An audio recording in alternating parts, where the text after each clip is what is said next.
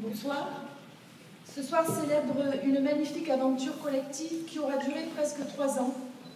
3 ans de recherche, de doutes, de rêveries, d'investigations, d'hypothèses, pour vous proposer aujourd'hui cette exposition « Le Trésor des Marseillais ».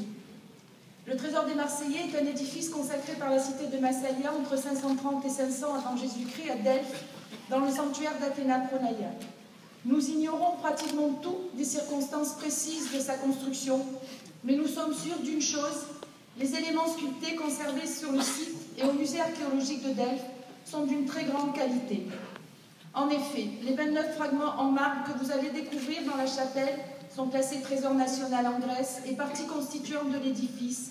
Ils sont donc considérés comme intransportables. Afin de mieux comprendre l'importance du décor sculpté de ce type d'édifice, et bien que seule la base soit encore conservée in situ à Delphes, nous nous sommes associés au laboratoire du CNRS, le MAP, de l'UNEMI, spécialisé dans la modélisation des édifices patrimoniaux, pour essayer d'envisager une hypothèse de restitution grandeur nature sur l'écran placé au centre de la chapelle. Il fallait pour cela transformer le bel écrin de la chapelle Puget, lieu clos par excellence, en décor naturel, pouvant accueillir le précieux trésor. C'est ce que nous avons tenté de faire avec la scénographie très inspirée de nos amis architectes italiens d'Itinerala, Giovanni Nuzzo et de Studio Azzurro.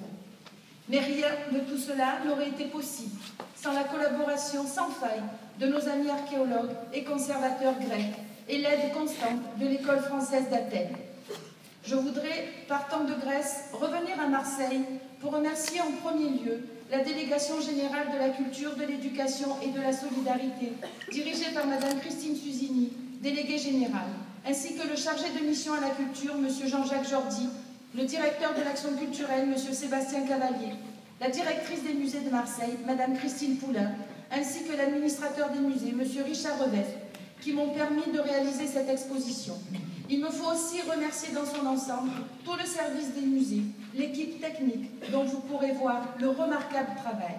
Je voudrais exprimer enfin une grande reconnaissance à notre coproducteur scientifique, le laboratoire MAP, dirigé jusqu'en 2011 par Michel Forenzano et désormais depuis cette année par Livio De Luca, ainsi que leurs collaborateurs Pauline Desbottes, Mauro Vincitore et Leonardo Gucci, de nous avoir permis de réaliser ce beau voyage numérique peuplé d'infographies, de prototypes 3D, de nuages de poils, bref, de technologies innovantes.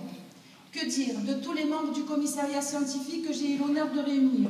Michel Forenzano, architecte, directeur de recherche au CNRS, Philippe Joquet, professeur d'histoire et civilisation grecque, grand spécialiste de la polychromie antique, Antoine Hermary, professeur d'archéologie grecque, Hélène Aurigny, maître de conférences d'histoire grecque, connaissant parfaitement le moindre des fragments associés au trésor, Lucien François Dantès, archéologue à la ville de Marseille, qui a découvert toute une partie des céramiques grecques que vous pourrez admirer tout à l'heure. Jean-Marc Montera, musicien, directeur du GRIM, compositeur détonnant de l'habillage musical de l'exposition, Henri-Louis Poirier pour la réalisation des films, Sam Bester et Michel Ricosi pour les vidéos scéniques. Chacun a construit une partie du discours. Chacun, comme la couleur des palettes que vous verrez tout à l'heure et qui montrent les couleurs antiques que l'on utilisait alors, chacun a coloré de ses connaissances le trésor pour en faire un tour harmonieux et cohérent. Il y a présenté dans cette palette une pépite d'or.